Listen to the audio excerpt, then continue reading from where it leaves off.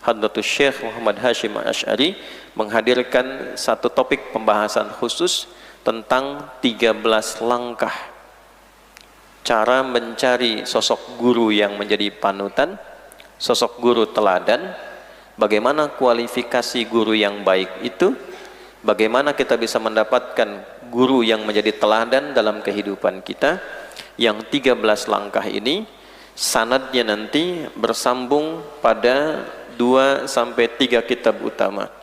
Ya, 2 dari kitab itu saya bawa, yang 1 tak sempat saya bawa, tapi insya Allah saya sudah pelajari. Ini ada Adabul Ulama wal Muta'allimin, saya sudah perkenalkan kitab ini di pertemuan sebelumnya. Kemudian yang lebih lengkap ini ada Tadhkiratus Sami' wal Mutakallim, ya, karya Syekh Al-Kannani.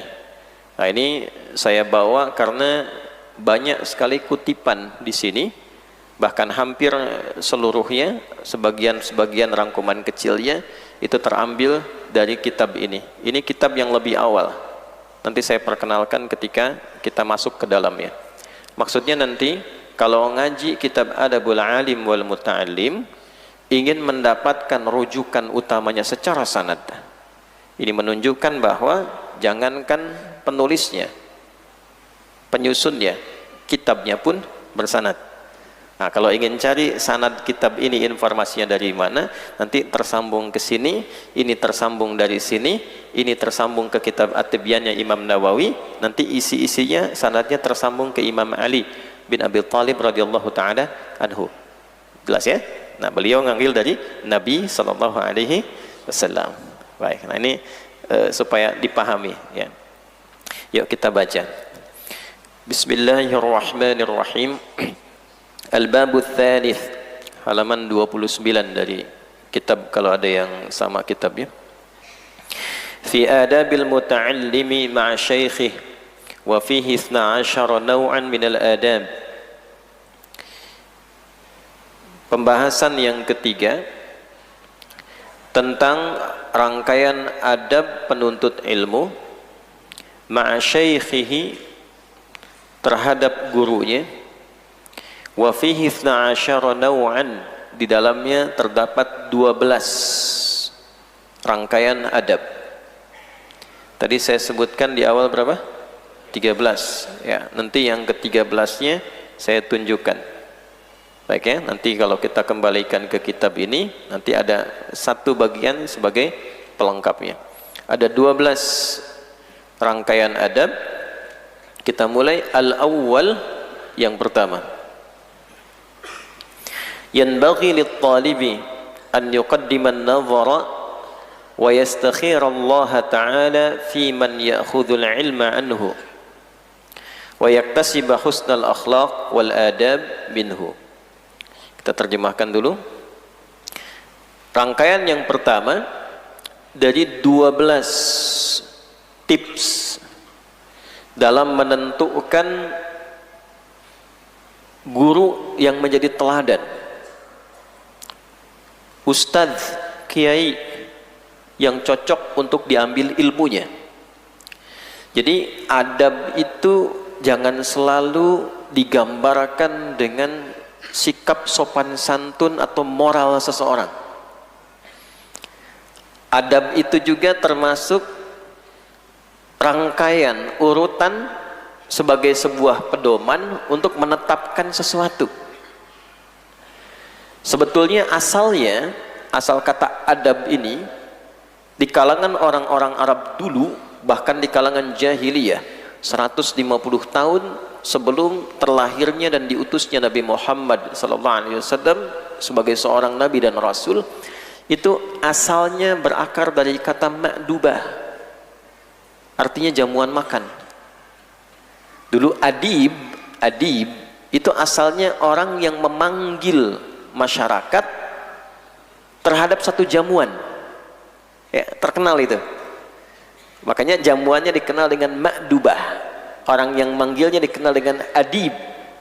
Nah, susunan dari mulai datang kemudian masuk lalu menikmati makanan dengan teratur sampai dengan selesai, itu disebut adab rangkaiannya.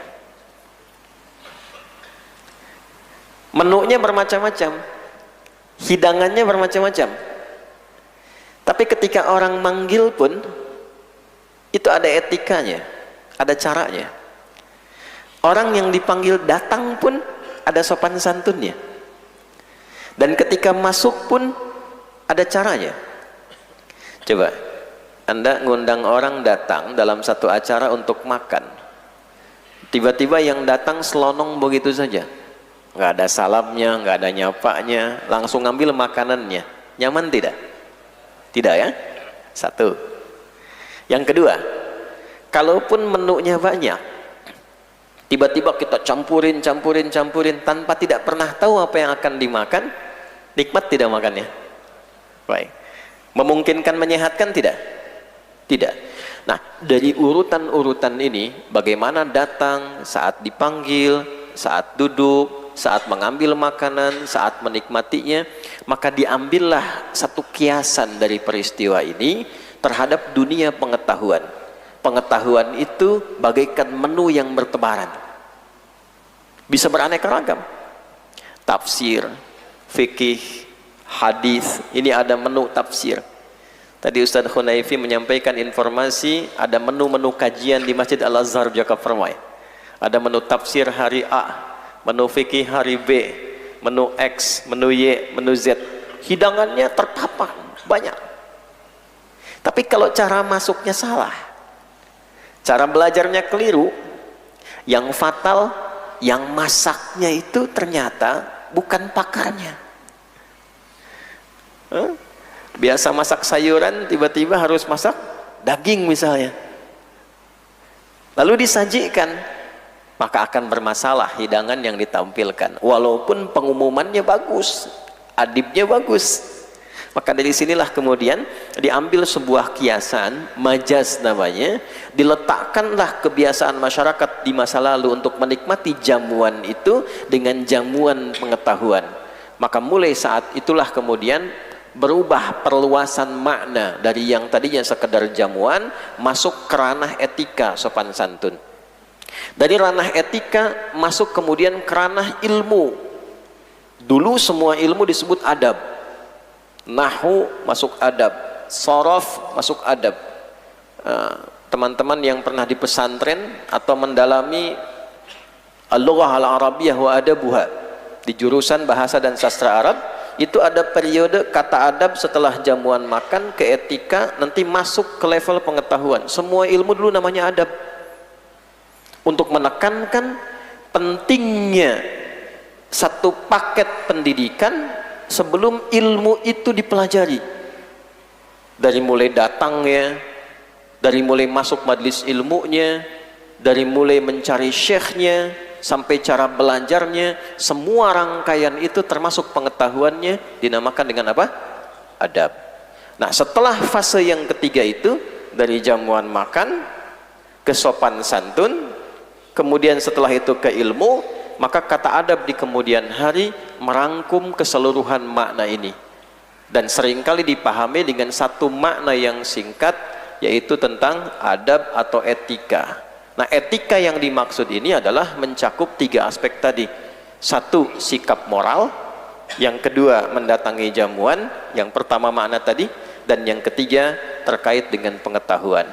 Nah, kalau Anda menemukan kata adab dalam materi pendidikan dasar semacam ini, itu yang dimaksudkan adalah makna yang ketiga, tapi kiasnya pada makna yang pertama. Seperti Anda makan pun pilih-pilih, kalau tidak pilih bisa tidak sehat badannya.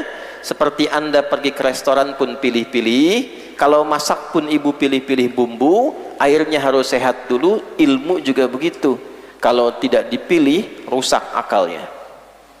Kalau salah pilih bahan, rusak hatinya. Maka di sini kemudian kalau kita makan, lihat juru masaknya, lihat chefnya, siapa yang masak. Demikianlah ilmu pun, lihat siapa yang menyampaikan hidangannya, siapa yang mengajarkan menunya, dan bagaimana rangkaian etik adab kita dalam menentukan orang yang layak untuk menampilkan menu-menu pengetahuan itu. Bisa dipahami sampai sini? Alhamdulillah.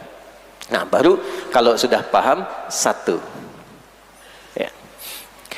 Yanbaghi lit-talibi, hendaklah bagi seorang penuntut ilmu an yuqaddiman nazar, untuk mempertimbangkan terlebih dahulu, menganalisis, meneliti. Nazara itu kalau masuk di bab pengetahuan itu maknanya lebih mendekati ke menganalisis dengan dengan tajam dan detil. Contoh, nazara yanzuru, kita ambil misalnya surah Al-Ghashiyah, ya, hal ataka hadithul Ghashiyah, ada turunan dari kata nazara, ya, afala yanzuruna ilal ibili kaifa khuliqat. Apakah di antara mereka itu ada yang pernah menganalisis, meriset tentang unta, bagaimana unta itu secara istimewa diciptakan oleh Allah? Jadi kalau ke kebun binatang lihat unta, sekedar lihat saja unta, foto sama unta, gitu ya. Nah, padahal Quran itu mengajarkan kita menjadi manusia yang cerdas. Jadi Muslim itu pasti pintar. Nggak ada orang dulu masuk Islam nggak pintar, tuh nggak ada. Ya, melihat sesuatu itu Quran mengajak kita untuk menganalisis, melihat, meriset. Adakah di antara mereka yang pernah meriset tentang unta, bagaimana secara istimewa diciptakan oleh Allah? Dan bahasanya ibil secara umum. Kalau nanti jadi jantan namanya jamal, betina naqah, ya. Nanti kalau dinaiki jadi tunggangan beda lagi, namanya bisa bermacam-macam. Tapi semua ini ketika menjadi unta ada keistimewaan. Kami saat di Libya dengan teman-teman tuh mahasiswa, kita bagi kelompok dari halaqah Quran, halaqah tafsir, ya, saya minta coba keluarkan hewan-hewan yang disebutkan dalam Al-Quran bagi kelompok, coba analisis, riset, periksa apa keistimewaan yang melekat pada hewan itu dan mengapa ditempatkan dalam konteks kejadian ini.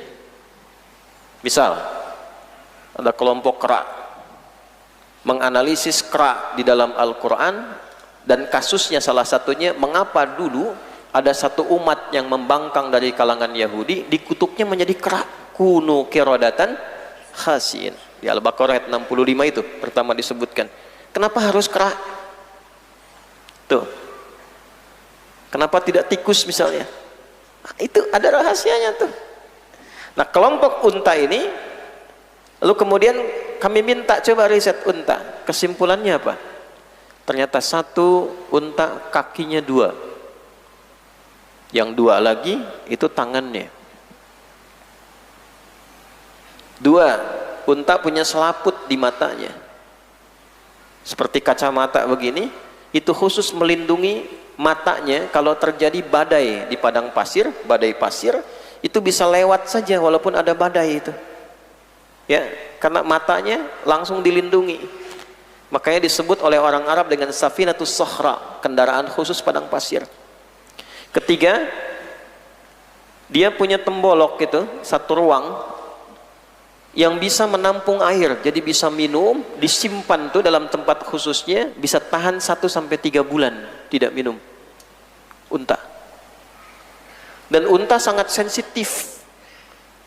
Unta betina induknya sangat sayang kepada anak-anaknya. Jadi kalau musim panas itu, musim panas, anaknya mau minum, itu ibunya bisa masuk dulu ke tempat air itu, lalu kemudian ibunya masuk ke situ, direndam airnya supaya kadar panasnya itu bisa rendah, baru anaknya minum. Unta saking sensitifnya itu akan mengikuti pola tuannya. Kalau kasar untanya ikut kasar, kalau lembut untanya ikut lembut.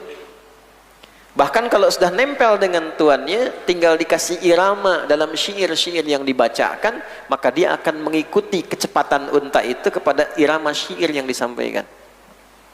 Di orang Arab dulu kalau jalan pakai unta, kalau jalannya pengen ringan, pelan, dia menggunakan metode tawil namanya.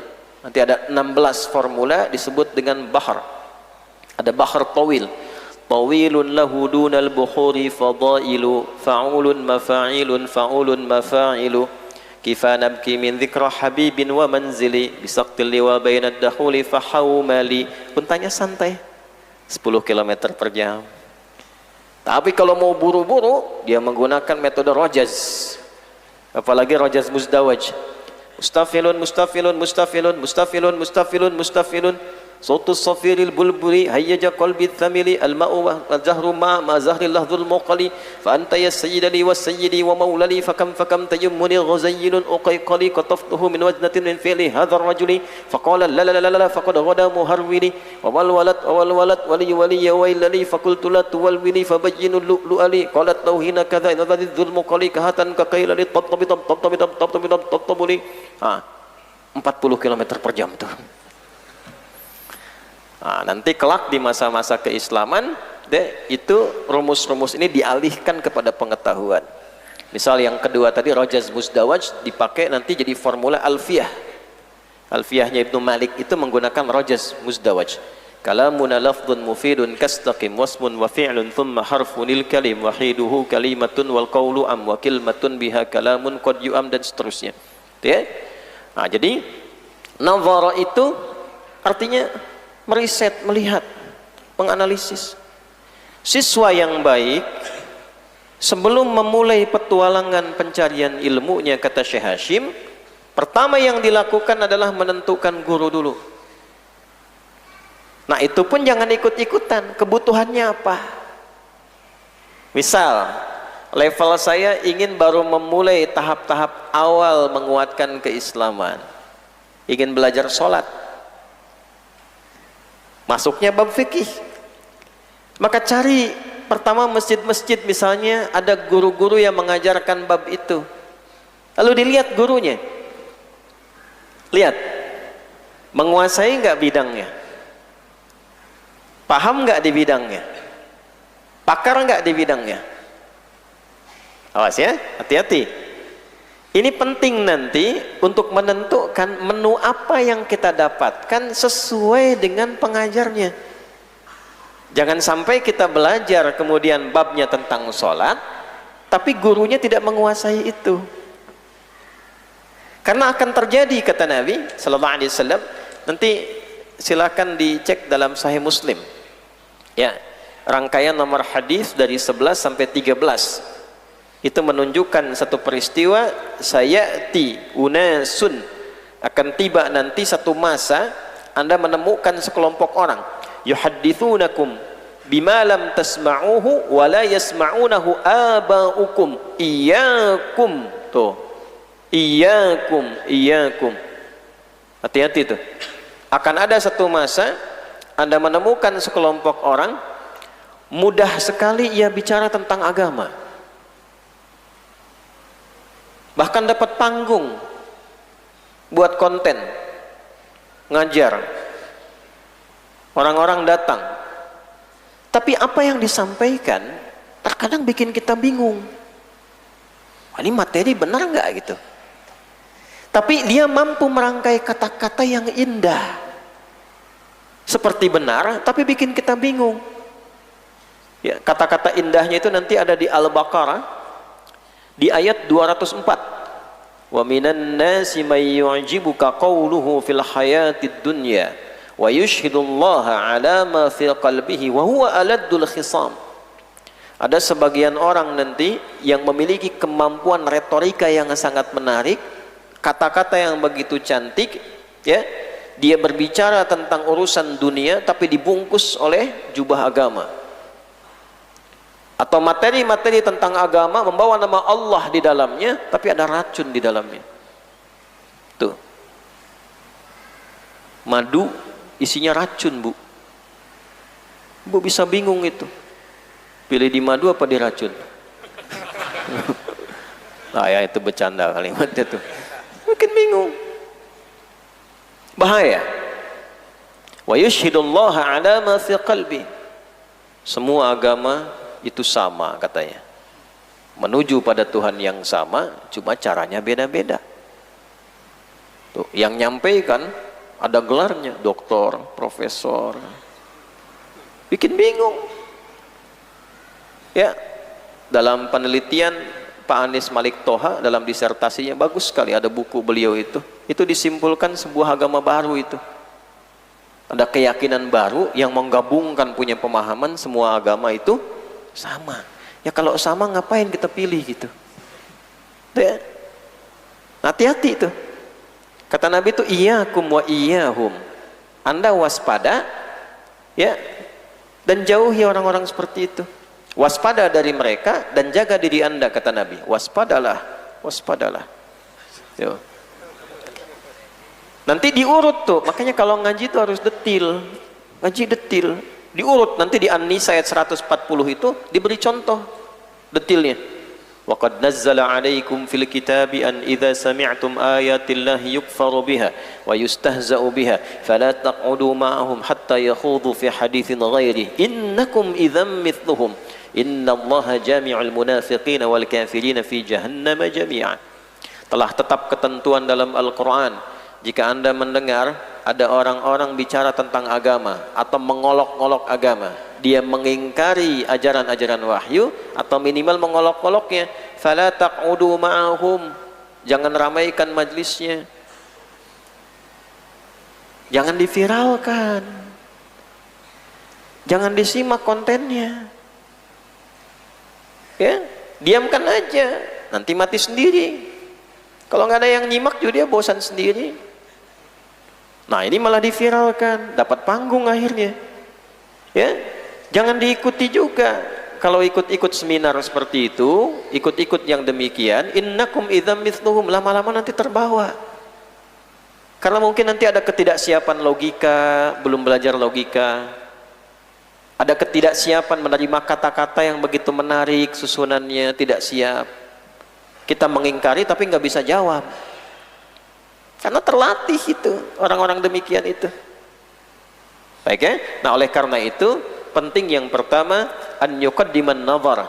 Hendaklah ia mendahulukan dulu pandangannya secara terukur untuk menentukan guru yang tepat sesuai dengan kebutuhan-kebutuhan menu pengetahuannya. Jadi di sini juga bisa kita urutkan supaya belajar itu teratur.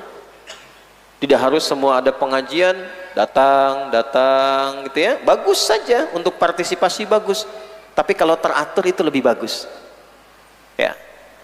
Saya sering mengatakan begini, kan masjid-masjid ini ada di wilayah-wilayah tertentu. Misalnya ini ada komplek di sini, di Al-Azhar ini, sana ada Al-Muhajirin, geser sana nanti ada Al-Ihsan, seberang sana ada As-Salam dan seterusnya. Kalau bisa itu berkoordinasi, nanti tanya misalnya di komplek ini, warganya mau belajar apa? Jaka Permai ini mau belajar apa saja? Diusulkan ke DKM masjid, kami butuh ini, DKM menyusun. Dari susunan DKM ini dicarikan oleh DKM guru-guru yang terbaik sesuai dengan bidangnya masing-masing. Nah itu nanti akan lebih solutif karena yang diajarkan sesuai dengan kebutuhan masyarakat yang tinggal di situ. Selebihnya silahkan tabligh akbar, kajian-kajian umum. Kalau setiap masjid begitu, maka masjid akan memberikan solusi dari setiap persoalan yang dialami warga sekitarannya. Nah dulu masjid seperti itu, tiap sekian ratus meter, 200 meter, 300 meter, 500 meter, itu ada masjid, ada imamnya, ada muftinya, disusun materi-materinya, dibantu masyarakatnya, setiap ada kesulitan selesai masalahnya. Nah itu ya, jadi ini adab yang pertama. Kalau kita ingin mendapatkan menu pengetahuan yang baik, hendaklah kita bisa menyusun dan menentukan bagaimana kualifikasi guru yang baik. Wa yastakhirallaha. Adab yang kedua, ini bukan dua besar ya, turunan yang pertama tadi. Kalau sudah kira-kira kita punya kandidat, saya mau belajar sama Ustadz Adi nih misalnya, masukkan list satu. Nah, kata Syekh Hashim, nah ini sanadnya nanti kesini juga ya, nanti kita bacakan ini. Yang kedua, wa yastakhirallaha. ada baiknya istikharah, minta petunjuk kepada Allah. Karena belajar ilmu agama itu beda dengan belajar ilmu-ilmu terapan duniawi. Ilmu dunia itu untuk mengasah ini, fisik keluar dengan akal.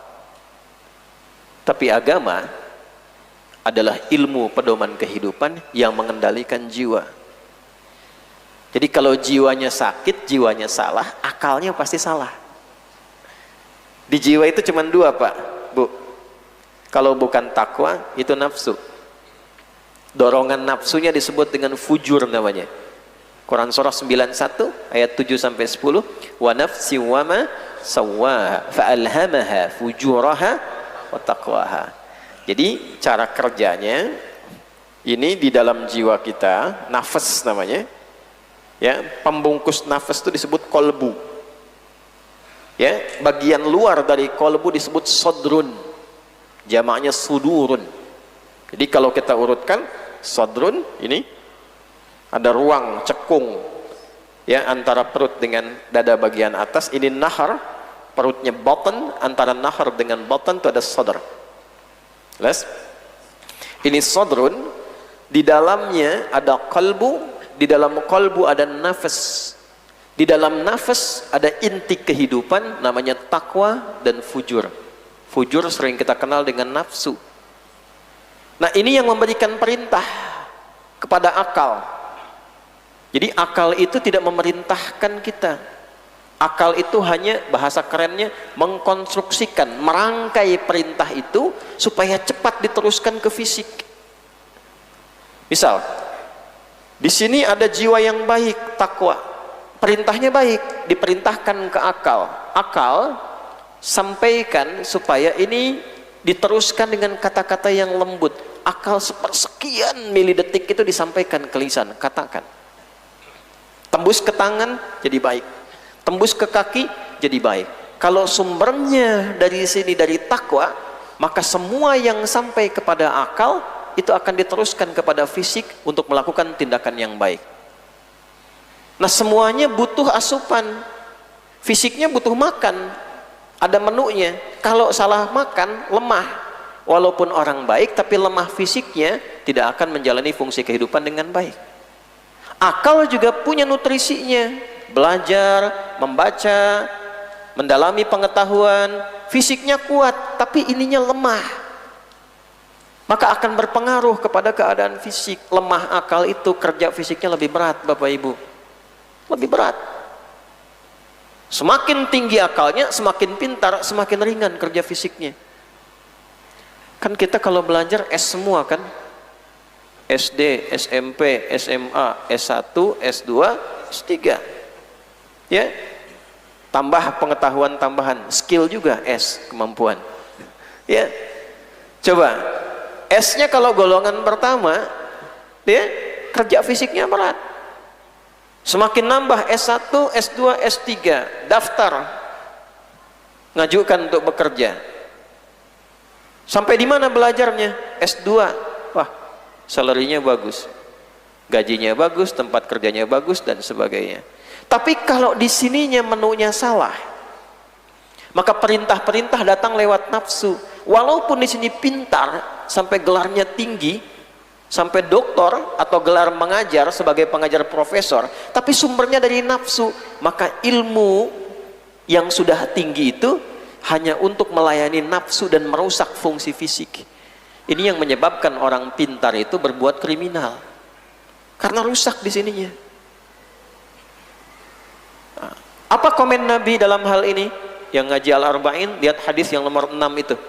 Ala wa inna fil jasadi mudghatan idza salahat salahal jasadu kullu wa idza fasadat fasadal jasadu kullu ala wa hiyal qalbu. Ketahuilah dalam jiwa kita ada satu inti, dalam diri manusia ada inti. Kalau inti ini bagus, bagus semua fungsi fisiknya. Kalau jelek, jelek semua fungsi fisiknya. Ala wa hiyal qalbu, itulah qalbu. Di dalam qalbu ada nafas. Nah, sedangkan yang mengendalikan kolbu ini, yang mengendalikan nafas ini siapa?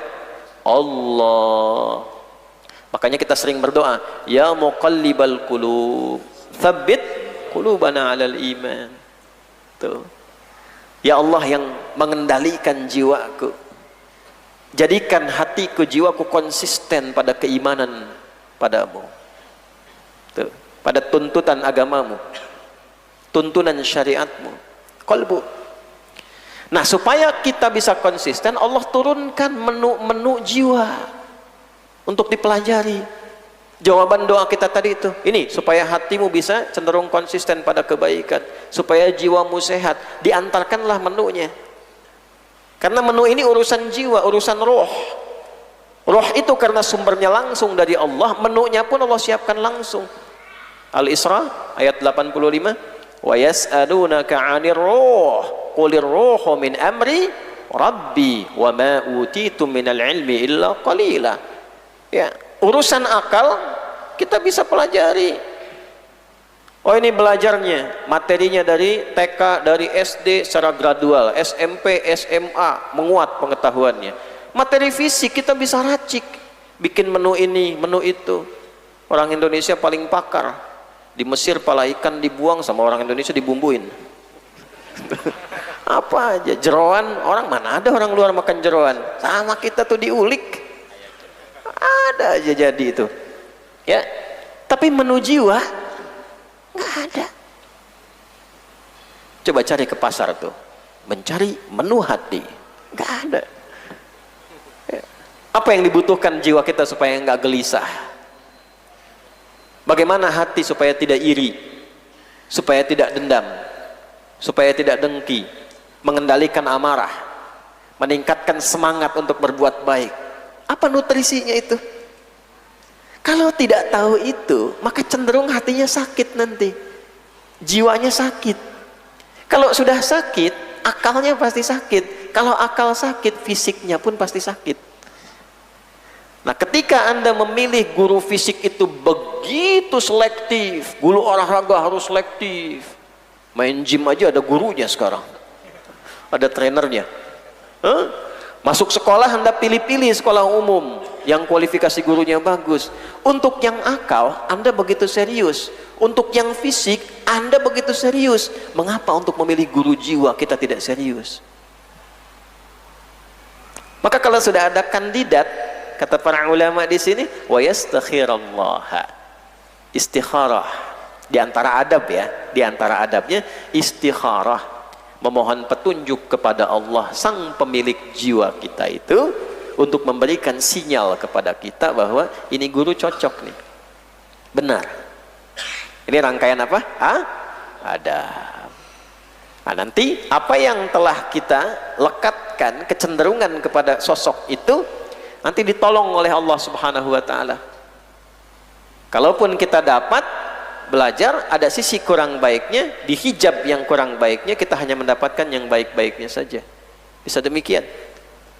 Walaupun nanti nggak cocok, akan dialihkan kepada yang lebih cocok sesuai kehendak Allah. Jelas? Baik ya. Nah, sama ibu ya, mau masukkan anak ke sekolah gitu, ke pesantren. Setelah ada kandidat kan biasanya suka survei kan? Datang dulu, lihat dulu gitu. Setelah itu istikharah, betul nggak, cocok nggak gitu, ya. Baik.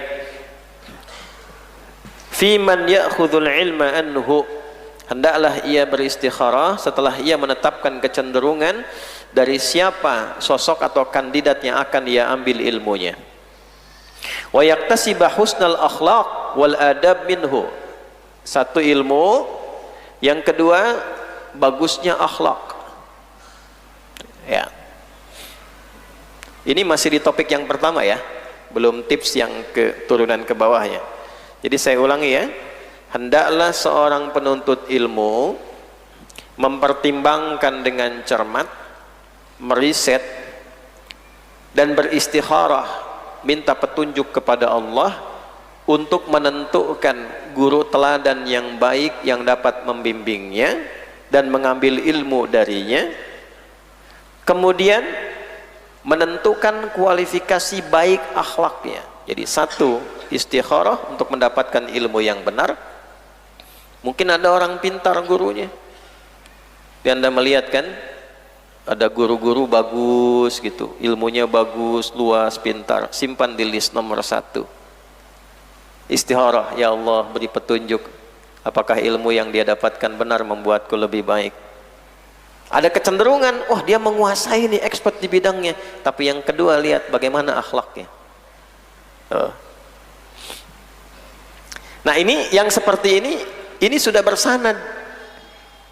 Saya lompat dikit ke At-Tibyan ya, karyanya Imam An-Nawawi, Yahya bin Sharaf. Ini termasuk gurunya Syekh Al-Kannani. Ini Syekh Badruddin Al-Kannani, lahirnya 639 Hijrah. Beliau ini nggak main-main. Ya, ini seorang qadhi qudat, pemimpin para hakim di wilayah Syam dengan Mesir. Syam itu 4 negara sekarang: Syria, Libanon, Yordania, Palestina. Beliau itu pernah jadi qadhi qudat, pemimpin 4 hakim utama di 5 negara plus Mesir tadi. Pernah menjadi khatib utama di Masjidil Aqsa, di Masjid Umawi, di Masjid Al-Azhar. Ini Syekh Badruddin Al-Kannani, 3 masjid poros dunia beliau pernah menjadi khatib di dalamnya, khatib utama, dan gak main-main kualifikasinya. Ini gurunya, guru beliau ini ada 2 yang utama.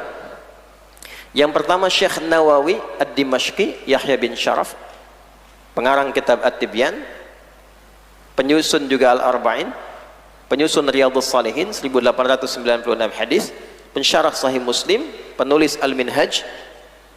Kemudian guru yang keduanya ada Syekh Abu Hayyan Al-Gharnati Al-Andalusi, sahibul kitab Al-Bahrul Muhit, ahli tafsir, ahli fiqih, kelahiran Andalus ya, sekitar 654 Abu Hayyan Al-Andalusi itu. Syekh Nawawi 631, Syekh Al-Kannani 639, usianya beda 8 tahun dengan Imam Nawawi ya, guru pertamanya. Tapi guru keduanya Abu Hayyan Al-Andalusi justru lebih muda dibandingkan dengan Syekh Al-Kannani. Nah ini adab dari para ulama juga, jangan malu kalau harus belajar kepada yang lebih muda, walaupun terlihat usianya muda tapi ilmunya mungkin lebih daripada ya, yang ingin belajar darinya, jika kualifikasinya terpenuhi. Nah di antara sanad yang terambil dari kitab Syekh Hashim ini nyambung ke sini, nyambung ke kitab At-Tibyan. Di kitab At-Tibyan itu ada satu bagian yang mensyarah ini ya, faslun, ini saya masih hafal ibaratnya itu, wala yata'allamu illa mimman takammalat ahliyatuhu wa zaharat diyanatuhu wa tahaqqaqat ma'rifatuhu wa ishtaharat siyanatuhu. 4. Hendaklah seorang siswa penuntut ilmu tidak belajar, tidak mengaji, tidak mencari guru kecuali dari guru yang punya 4 kualifikasi ini, kata Imam Nawawi. Wala yata'allamu illa mimman, 1, takammalat ahliyatuhu, sama, yang pakar, menguasai ilmu yang akan diajarkannya. Jadi kalau ingin belajar fikih, cari faqih, ahli fikih. Kalau ingin belajar sirah, cari ahli sirah. Jangan belajar fikih pada ahli sirah, nanti nggak nyambung.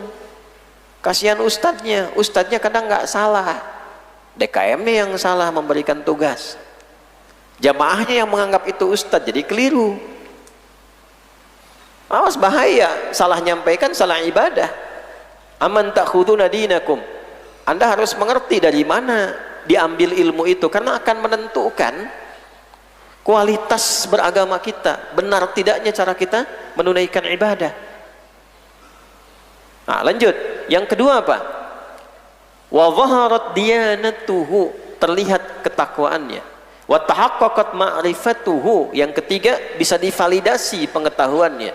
Dan yang keempat, washtaharat siyanatuhu, baik budi pekertinya, akhlaknya. Mengapa akhlak ini penting? Kalaupun ada ilmu dari seorang guru, ilmunya luas, ilmunya dalam, orangnya pakar di bidangnya, tapi akhlaknya tidak baik, nanti akhlak itu akan terwariskan pada muridnya. Pintar, tapi pandai mencela. Pintar, tapi senangnya berselisih. Jadi ilmunya tidak membawa manfaat bagi hidupnya. Sudah hidup belum baik, ingin mengoreksi orang. Sudah baru belajar, sudah menyalahkan orang.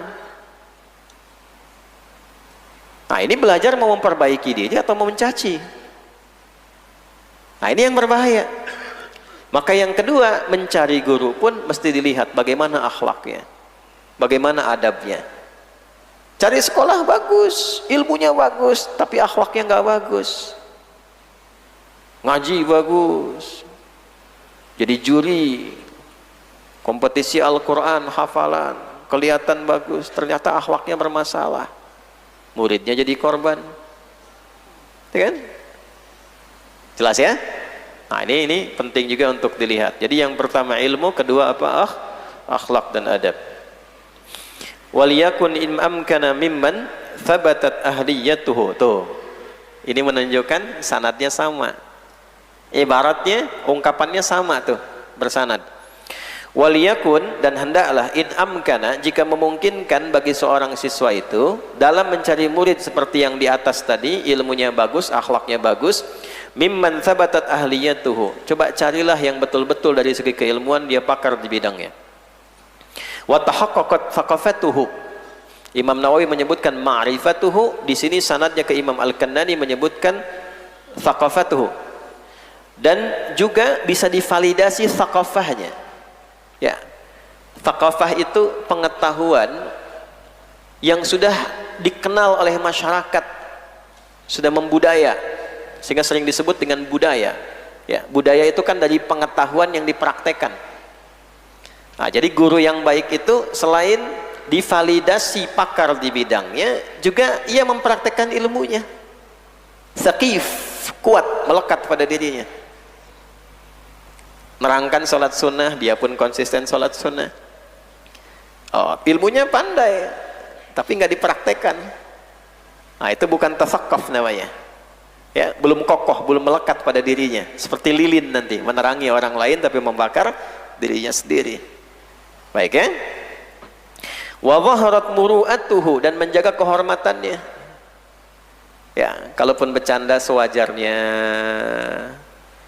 tidak tampil mewah-mewahan yang membawa fitnah, tidak melakukan tindakan-tindakan yang kurang pantas sehingga membawa pergunjingan. Guru usia 50 tahun keliling komplek Al-Azhar naik sepeda cucunya yang 5 tahun misalnya kan, nah, jadi masalah gitu ya. Nah, ini menjaga muru'ah. Muru'ah itu kehormatan diri, bukan sekedar jaga image, tidak. Guru itu memang harus jaga.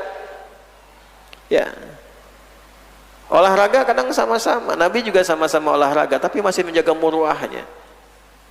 Ya, supaya orang itu bisa menempatkan diri. Nanti ada bab lain cara kita berinteraksi dengan guru. Oh, ini ada syekh bagus gini, ikutan main bola, muridnya minta foto, rangkul begitu ya. Ya, nah ada nanti, ada hal-hal tertentu yang kita harus lihat untuk keberkahan-keberkahan pengetahuan. Nah, ini guru yang baik juga menjaga kehormatan diri, jadi bersikap, dari makan, dari tampilan dan sebagainya. Washtaharat siyanatuhu, dan sudah dikenal ini orang baik. Kita baru dengar aja udah merasa dekat dengan Allah, disebut namanya tuh sudah ingat Quran, ingat hadis, ingat Nabi. Masya Allah. Ngelihat fotonya itu udah Masya Allah, lihat gambarnya sudah mengingatkan kita dengan Allah. Cari orang-orang seperti itu tuh. Dulu waktu belum ada media sosial, dulu ulama kita itu kalau sedang galau, futur, itu pergi ke majlis ulama lain hanya untuk melihat wajah syekhnya saja, alimnya saja. Setelah itu balik lagi gitu. Ada orang-orang tertentu yang kalau kita pandang itu ingat Allah, ingat Rasulullah, pengen jadi baik gitu. Cari guru yang begitu. Dia tipikal orang kan macam-macam. Ada yang baru kita lihat dari jauh ingat utang, cari jalan lain gitu.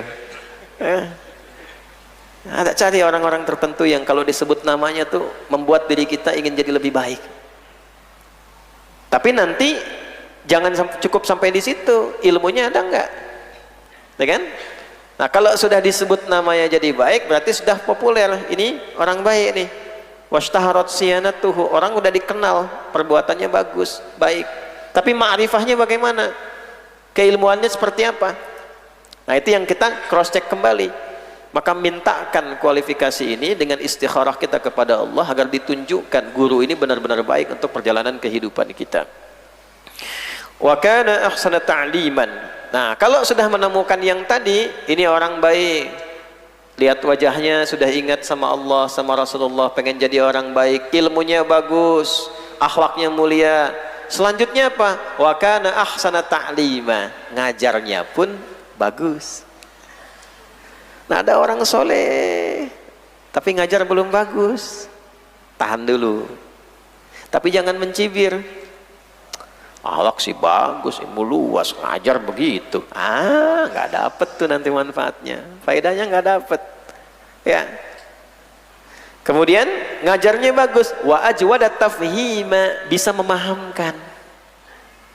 Ada guru ngajar bagus tapi muridnya nggak paham-paham ya. Apa tandanya sesuatu itu bisa dipahami dengan baik? Ingat ya, ada paham yang diiringi barakah, ada paham yang tidak disertai barakah. Catat tuh baik-baik tuh. Paham yang disertai dengan barakah adalah pemahaman ilmu yang memudahkan kita untuk mengamalkannya. Ilmunya berkah. Kalau kita paham tapi tak mampu mengamalkannya, walaupun paham tapi tak bisa beramal, nah itu pemahaman yang tidak disertai dengan keberkahan. Sumbernya banyak. Misal masih ada yang haram di dalam tubuh kita sehingga menghambat keinginan roh itu yang tadinya kuat, terhambat oleh keadaan fisiknya yang masih bercampur dengan yang haram ya. Tahu, paham tahajud itu penting, walaupun sholatnya hukumnya sunnah, paham fadilahnya banyak, fadail ada 4 keutamaan, mengerti, ustadz sampaikan kita paham, tapi untuk bangun susah. Sudah bangun pun bangun betul jam 3, tapi susah untuk sholatnya. Tapi kalau bola bisa langsung bangun. Tahu dia, Valder dia kemarin berkelahi di Madrid, itu tahu dia tuh. Indonesia futsal juara ranking 14 tahu dia. Tuh, bisa bangun. Tapi kalaupun bangun pertengahan malam, dini hari bahkan jam 3, setengah 3 untuk tahajud susah. Coba dicek. Biasanya satu di antara dua. Satu, ada maksiat yang belum ditaubati. Yang kedua, ada dunia yang terlampau dominan. Dunia yang terlampau dominan. Maksiat sih enggak, cuman ngitung dunianya kebanyakan. Ini rekening udah segini nih, cita-citanya begini nih, berangkat terus, banyak dihitung tuh, banyak dihitung. Biasanya kalau ngitung kebanyakan dunia, akhiratnya turun. Tinggal lawannya aja. Dunia lawannya apa? Akhirat. Kalau orang kebanyakan dunianya, akhiratnya tuh turun. Kalau orang kebanyakan akhirat, dunianya ikut, bukan turun. Nah itulah uniknya syariat tuh begitu. Jadi nggak dalam logika kita. Kalau belum sampai ke logika, jangan dipahami nggak logis. Imani dulu, nanti hikmah datang membantu logika kita supaya paham. Ya, kalau dunia terlalu banyak, akhirat turun. Kalau akhirat diperbanyak, dunia ikut. Itu yang dimaksud. Wa minan nasi may yaqulu rabbana atina fid dunya. Bukan, asal tebak gaya tuh. Ya. Al-Baqarah ayat 200. Wa minan nasi may yaqulu rabbana atina fid dunya wa ma lahu fil akhirati min khalaq. Ada orang yang orientasi dunianya kebanyakan, ngejar dunianya kebanyakan, sehingga akhiratnya turun, nggak siap bekal di akhirat. Berbuat dosa sih dia nggak kelihatan korupsi, nggak kelihatan. Tapi nggak nampak, nggak korupsi, nggak nyogok, nggak menipu, tapi dunianya berlebihan. Sholatnya kurang, baca Quran nggak sempat gitu. Ya, kebanyakan dunia, turun akhiratnya. Ya, antum malam nggak maksiat, cuma nonton bolanya kebanyakan, begadangnya kebanyakan, mencuri sih enggak, nipu enggak, Allah. Cuman kebanyakan. Ya. Maka ini akan turun yang akhirat. Tapi kalau akhirat yang kita banyakin, dunia akan ikut. Wa minhum may yaqulu rabbana atina fid dunya hasanah wa fil akhirati hasanah wa qina adzabannar. Ada orang yang menjadikan kehidupan dunianya itu sebagai hasanah. Hasanah itu kebaikan yang diniatkan untuk kepentingan akhirat. Makanya salat disebut dengan hasanah. Aqimis salata tarafayn nahar wa zulafan minal lail innal hasanati yudhibnas sayyiat. Quran surah ke-11 ayat 114. Salat disebut hasanah. Nanti kalau sebuah perbuatan dunia menjadi hasanah, diberikan catatan bekal akhirat minimal 10. Itu yang dimaksud Quran surat 6 ayat 160 itu. Man jaa bil hasanati falahu asyru amsalihha. Contoh, saya pengen dapat pahala akhirat dari minum. Yang saya kejar akhiratnya dulu. Maka saya niatkan minum ini sebagai ibadah. Caranya bagaimana? Sebut nama Allah. Ya kan? Khudh biyaminika ma yalik, ambil yang paling dekat denganmu dengan menggunakan tangan kananmu. Antum dengan saya kan dekatan saya ya. Nah, jadi ini milik saya tuh. Ambil dengan tangan kanan. Sambillah. Di Al-Bukhari dirinci, ya. Tsumma qul bismillahirrahmanirrahim. Ya, itu asalnya. Yang lebih ringkas dari itu qul bismillah. Di bismillah itu yang paling pendek. Kalau mau lengkap bismillahirrahmanirrahim. Kalau mau singkat bismillah. Nah, ini belajar ini penting begini. Oh, yang sahih itu bismillah, bismillahirrahmanirrahim, enggak sahih. Enggak sahih lisanmu. Nah, itu pemahaman yang enggak sahih itu. Maksudnya apa? Nabi ngajarin anak kecil ke anak kecil itu jangan panjang-panjang. Ya, Dek, sebut ya bismillah. Itu kan nggak mungkin anak kecil kita ajarin baca Al-Fatihah dulu gitu. Kepanjangan. Ya, bismillahirrahmanirrahim. Ya, minimal bismillah. Nah, kalimat bismillahirrahmanirrahim itu yang menjadikan aktivitas minum bernilai akhirat, namanya hasanah. Begitu diucapkan bismillahirrahmanirrahim, diminum, minumnya kan urusan dunia. Dunia kan? Tapi perbuatan dunia ini menjadi hasanah. Ini yang dimaksud Rabbana atina fid dunya hasanah wa fil akhirati hasanah. Jadi ketika kita mengejar akhirat, dunianya ikut. Minumnya masih kita minum, hausnya hilang, akhiratnya dapat. Coba siapa yang pakai baju hari ini baca bismillahirrahmanirrahim? Pakai peci bismillahirrahmanirrahim. Mau nulis bismillahirrahmanirrahim. Tuh. Nah, itu menjadikan dunia sebagai pekerjaan akhirat. Nanti ikut semua dunia itu jadi aktivitas akhirat. Siapa yang bekerjaannya mulai berangkat bismillahirrahmanirrahim? Sampai bikin status bismillahirrahmanirrahim. Satu ayat, satu hadis. Makanya kalimat itu, karena kalimat akhirat itu sakral, nggak akan bisa bersanding dengan maksiat, jiwanya langsung menolak. Nggak bisa dipakai maksiat, jiwanya langsung menolak. Ada orang minum whisky pakai bismillah, bismillahirrahmanirrahim, jiwanya menolak. Kalau dia permainkan, dikutuk semesta alam, orang akan protes gitu. Nah, nanti doa-doa yang lain yang menyertai itu pedomannya. Ya, itu pedomannya. Misal ada doa makan, dari doa bangun tidur, doa keluar masjid, masuk masjid, bismillahirrahmanirrahim, Allahumma aftah li abwaaba rahmatik. Bismillahirrahmanirrahim menjadikan langkah kita ibadah. Allahumma aftah li abwaaba rahmatik, itu doa yang menjadi pedoman kita bagaimana cara kita menata kegiatan di masjid. Ya Allah, mohon bukakan padaku pintu-pintu rahmatmu. Anda masuk lewat satu pintu atau berapa pintu?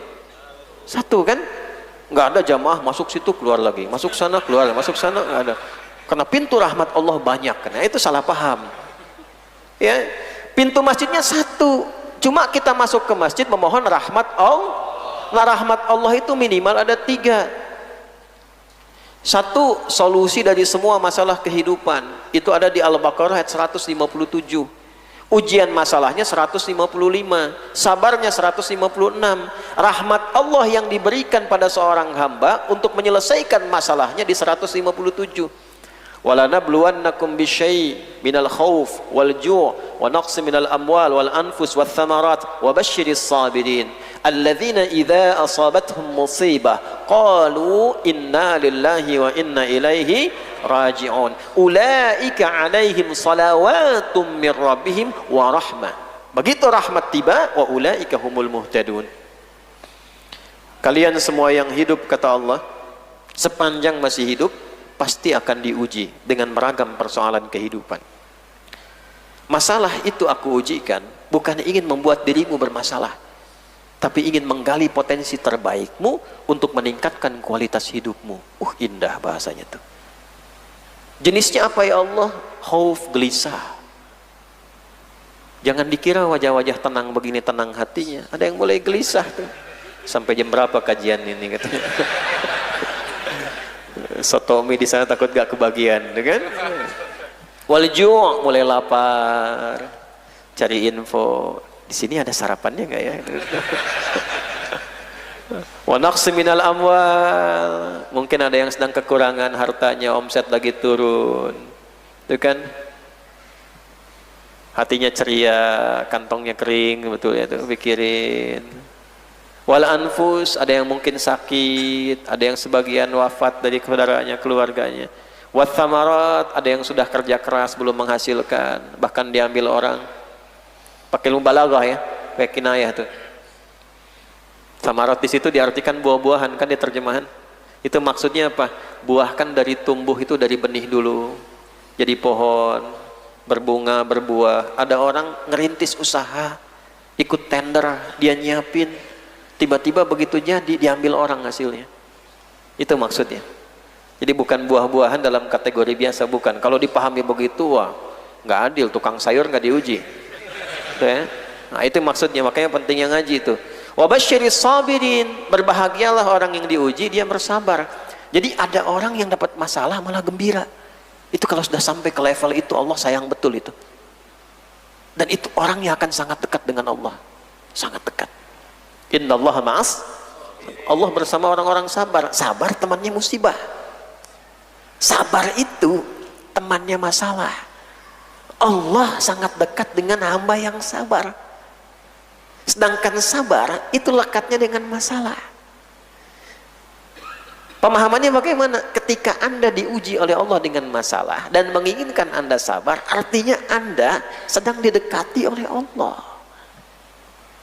Mau dekat dengan Allah, artinya pengen punya masalah.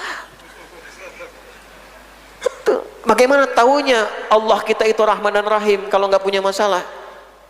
Kita nggak bisa merasakan punya Allah yang Rahim sama kita kalau kita nggak pernah diuji masalah. Kita nggak tahu Rahmannya Allah kalau nggak pernah punya persoalan dalam kehidupan. Begitu masalahnya selesai, kita berdoa, dituntun masalahnya selesai, baru kita merasa punya Tuhan yang Rahman. Makanya ada orang-orang yang kalau nggak punya masalah dalam sepekan dia nangis tuh, ya Allah, apakah Engkau menjauhiku sepekan ini? Tuh. Tapi itu levelnya harus ada tahapan-tahapannya, gitu kan? Kalau belum siap ya repot juga nanti ya, harus bertahap, pelan-pelan, pelan-pelan. Ya, caranya bagaimana tahapannya? Ayat 156-nya. Alladzina idza asabathum musibah qalu inna lillahi wa inna ilaihi raji'un. Cara menjadi orang sabar itu sederhana. Gak usah pakai pelatihan. Daurah sabar. Gak apa-apa untuk menggali makna Quran. Kata Allah sederhana. Orang sabar itu yaitu orang yang ketika diuji dia mengatakan pada dirinya, saya punya Allah. Saya punya Allah, semua milik Allah, saya akan cuma dititipin aja, terserah Allah, yang penting saya punya Allah. Nah itu yang kurang sekarang Pak Bu, rasa punya Allah itu kurang. Kenapa orang maksiat? Karena merasa gak dilihat Allah. Kenapa orang sering gelisah? Karena merasa kurang ada Allah yang menjaga dirinya itu. Nah kalau sudah seperti itu, ulaika alaihim salawatun min rabbihim. Orang-orang yang ketika diuji dan dia mengatakan saya punya Allah, dia terima itu dengan baik, dipuji oleh Allah. Ini hamba ini ketika aku uji, dia mengatakan aku punya Allah, semua milik Allah. Wa rahmah, turunlah rahmat Allah kepadanya. Turunlah rahmat Allah kepadanya. Saat rahmat turun itulah wa ulaika humul muhtadun. Solusi menyertainya, selesai masalahnya. Nah, yang kedua, rahmat itu bisa berarti ampunan dari dosa. Itu ada di Quran surah 39 ayat 53. Qul ya ibadiyalladzina asrafu ala anfusihim la taqnatu mir rahmatillah innallaha yaghfiru dzunuba jami'a. Katakan Muhammad SAW, viralkan pada hamba-hambaku, siapa yang menyimpulkan dirinya sudah berlumur dosa. Sebanyak apa dosanya, kata Allah. Aku ini Tuhan Rahman, Tuhan Rahim, yang punya sifat Rahman dan Rahim. Jangan menyimpulkan rahmatku terbatas untuk mengampunimu. Semua dosa yang kau simpulkan pernah kau kerjakan, kalau mau kembali kepadaku, aku ampuni dirimu. Bagaimana cara Allah mengampuninya? Diberikan rahmat dulu kepadanya, turun ampunan. Ya. Jadi yang pertama, solusi dari setiap persoalan. Yang kedua, ampunan dari dosa-dosa yang pernah dikerjakan. Yang ketiga, jawaban dari doa. Jawaban dari doa. Jadi kalau Allah sudah menginginkan seorang hamba cepat dikabulkan doanya, diberikan rahmat kepadanya. Semakin dapat rahmat, rahmat semakin banyak diberikan. Kadang baru terfikirkan, langsung Allah berikan. Nanti banyak kisahnya di Quran. Nabi Zakaria memohon rahmat, sholat, istrinya disembuhkan. Ya, Sayyidah Maryam alaihissalam disiapkan oleh ibunya, dididik oleh pamannya, dicita-citakan oleh ayahnya. Tiba-tiba baru terfikir, langsung datang semua kebutuhannya. Itu ada. Nah, tiga-tiganya, tiga itu jama atau tunggal? Jama, termasuk jama. Jama. Nah, tiga-tiganya dikumpulkan di satu tempat. Di tempat itu kalau kita memohon, satu dari tiga atau ketiganya, kalau benar cara memohonnya, diberikan oleh Allah. Tempat itulah masjid. Makanya ketika Anda kita masuk masjid, kita katakan, Allahumma ftahli abwaba rahmatik. Abwab itu jamak dari kata bab. Babun, satu. Abwab, jamak. Mengapa abwaba rahmatik, pintu-pintu rahmatmu? Karena yang kita minta itu beragam rahmat Allah, satu dari tiga atau ketiganya dari rahmatnya. Nanti Allah balik tanya, Fulan, rahmat mana yang kamu inginkan? Apakah kamu merasa punya dosa ingin diampuni, punya harapan yang ingin dikabulkan, atau punya masalah yang ingin diselesaikan? Makanya kita masuk tuh dengan menggunakan nama Allah dulu. Bismillahirrahmanirrahim. Allahumma ftahli abwaaba rahmatik. Baru adabnya dipakai, minta sholat, sujud, tunduk, kita doa, minta, nangis, mohon. Allah kasih tanda. Tanda pertamanya dikasih ketenangan dulu dalam batinnya. Nggak akan langsung dikabul dulu, tenang dulu.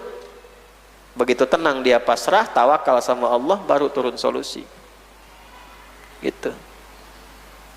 Nah, ini belum baca doa udah pasang status, cepik gitu. Ya, kalah tuh. Nggak sah dokumentasi nggak apa-apa. Ya, tapi jangan mengalahkan upaya kita untuk menaati Allah. Kita selesaikan dulu ya. Nah, ini yang dimaksud ajwad at-tafhima, pemahaman yang paling unggul, yang terbaik. Ajwad itu yang paling bagus, pemahaman yang paling bagus. Jadi ada guru yang memahamkan bagus, yang paling bagus bagaimana? Ngajarnya bagus, bisa memahamkan bagus, dan dengan pemahaman itu bisa mengamalkan. Fa'an ba'di salafi hadzal ilmu dinun fanzuru amman ta'khuduna dinakum. Maka para ulama kita yang terdahulu sering memberikan nasihat. Hadzal ilmu dinun. Ilmu yang melekat pada pemahaman agama, mempelajari sholat, mempelajari zakat, mempelajari fikih haji, umrah, itu sama dengan pentingnya ibadah itu sendiri, agama itu sendiri. Maka coba dicek dari siapa kita mengambil ilmunya, karena akan menentukan benar tidaknya kita ibadah. Kalau salah ngambilnya, salah ibadahnya. Bapak ibu sekalian yang jemaah haji, kalau nanti kemalaman capek, nanti jamaah aja isya dengan subuh. Gimana jamaahnya isya dengan subuh? Kemarin sempat viral kan rame-rame itu video. Gimana ngejamaahnya isya dengan subuh? Bisa dikosor, kosor. Maghrib dengan isya kosor. Maghrib gimana kosornya 1,5? Nah, kayak gitu tuh, coba dicek dulu, dilihat, ya. Belajarnya teruntut belajarnya dari taharah dulu, tahu tentang air, setelah itu masuk wudu, bisa membedakan rukun wudu dengan tayamum bagaimana, ya. Tayamum cuma 2 nanti, tapi rukunnya nanti bisa 4, dari mulai niat, kemudian 2 wajah dengan tangan ini, telapak bisa sampai sini, bisa di sini, baru kemudian tertib. Tapi wudu nanti ada 6, ya kan? Dari 6 itu kalau kita di Syafi'iyah itu ada 6, dari mulai niat, nanti 4 yang paling pokok, yang di Al-Maidah ayat 6 itu. Dari mulai wajah, kemudian tangan sampai siku, bagian kepala, lalu di kaki, kedua kaki, ya. 4 tambah yang 4 tambah 1 sebelumnya niat, 5 tambah terakhir tertib. Nggak sama tayamum dengan wudu. Jangan sampai disamakan. Kalau nanti disamakan, misal disamakan, itu sama saja, yang pokok wudu dengan tayamum sama. Kita punya, bukan kita, maaf, ada yang punya keyakinan demikian misalnya, walaupun wudunya lengkap dengan sunnah-sunnahnya misalnya, dari kumur-kumur, istinsyak, kemudian ya, itu lengkap dikerjakan sampai dengan telinga, lengkap semuanya, tapi punya keyakinan rukunnya sama dengan tayamum, itu bisa tidak sah wudunya. Kalau wudunya tidak sah, wudu itu syarat sahnya sholat, maka syarat sah dari sholat itu tidak terpenuhi, walaupun sholatnya benar tapi tidak sah. Kebayang? Ya, nah sama, belajar sirah juga penting, akidah itu sangat penting. Kemudian apalagi fikih itu penting. Salah belajarnya, salah prakteknya, salah keyakinannya, tidak benar ibadahnya. Jelas? Nah, sekarang saya bacakan. Kalau ini sudah selesai nih sampai sini, baru wathani, langkah kedua, tips yang kedua. Nah, sekarang perhatikan syarahnya yang ada di sini yang lebih lengkap untuk keterangannya. Ini beliau merangkum kurang lebih 90% dari isi kitab ini di bab yang tadi. Nah, 10%-nya mau saya bacakan kembali dari sini. Nanti sebagian dikisahkan di sini, ini yang saya sebut ada beberapa yang penting untuk kita dapatkan. Ini sebagai penutup ya. Bismillah. Ada acara Ustaz di sini? Oh, tidak ada. Berarti sampai jam 11 bisa kita. Ada. Nah, ini di sini al-faslu tsani, pembahasan yang kedua. Karena pernah saya sampaikan dari beberapa bab yang ada di sini, ya, itu berapa bagian diambil dari kitab ini, berapa bagian diambil dari kitab ini yang di sini. Di sampingnya sudah ada keterangan, makanya kenapa saya buka tadi cara mencari guru teladan yang terbaik. Di sini ikhtiyarus Syekh al-Anfa', ya, cara mencari Syekh al-Anfa', Syekh yang teladan. Fi adabihi ma'a syaikhihi, kan tadi sampai situ kan?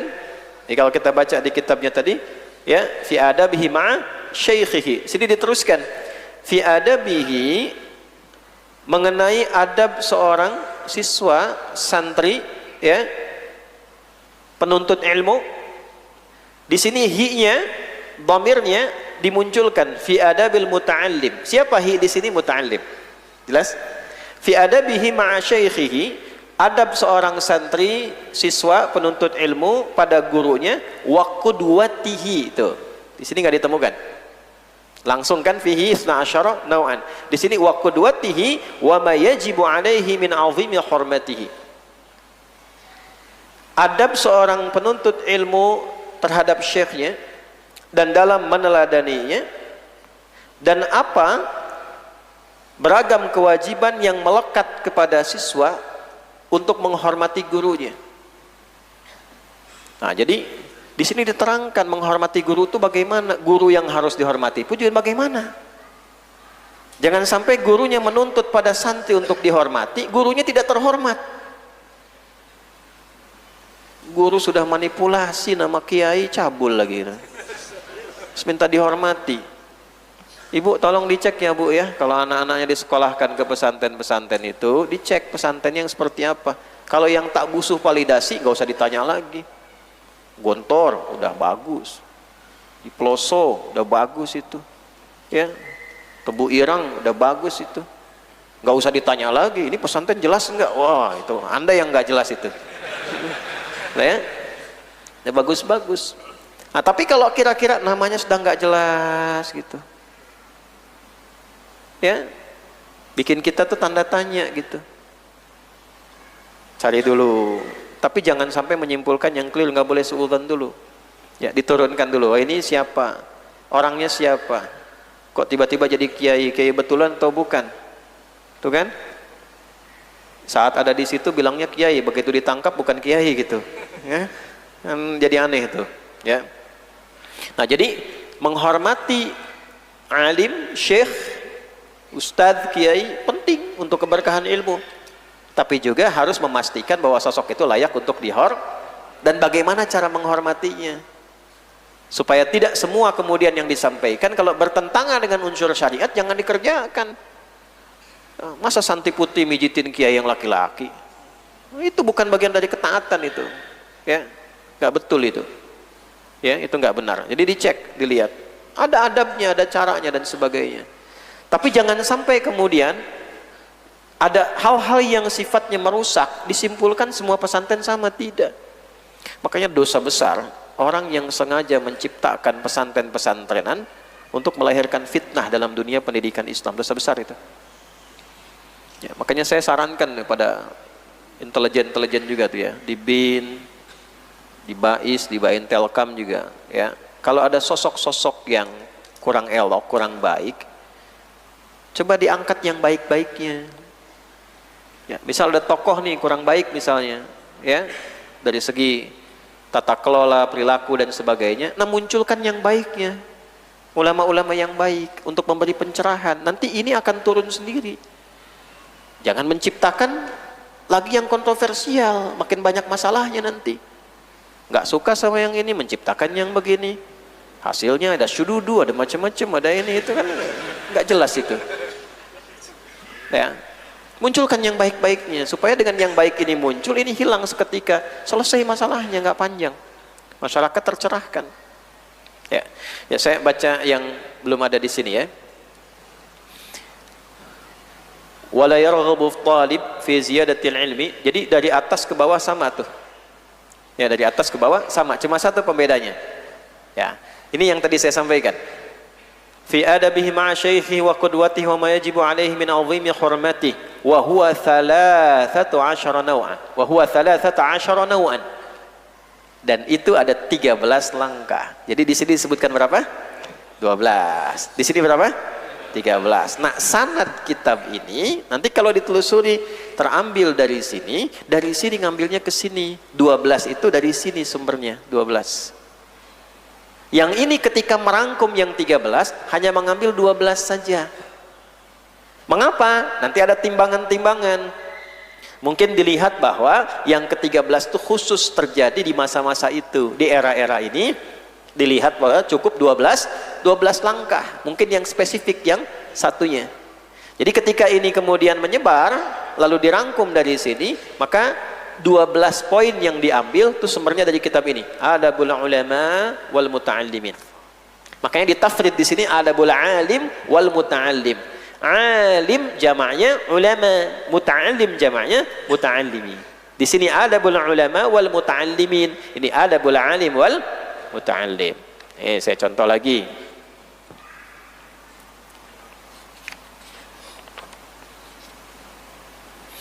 Al-Faslul Khamis fi adabil muta'allim ma syaikhihi wa qudwatihi wa ma yajibu alaihi min 'azimi hurmatihi wa dzalika. Nah, ini sama, ambil dari sini.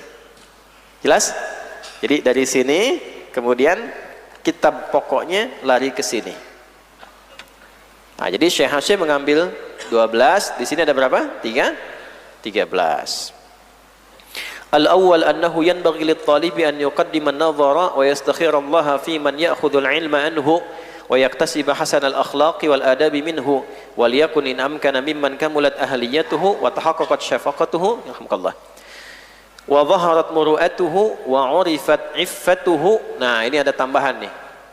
Syekh Hasyim tidak memasukkan iffah karena kata iffah tercakup dalam muru'ah.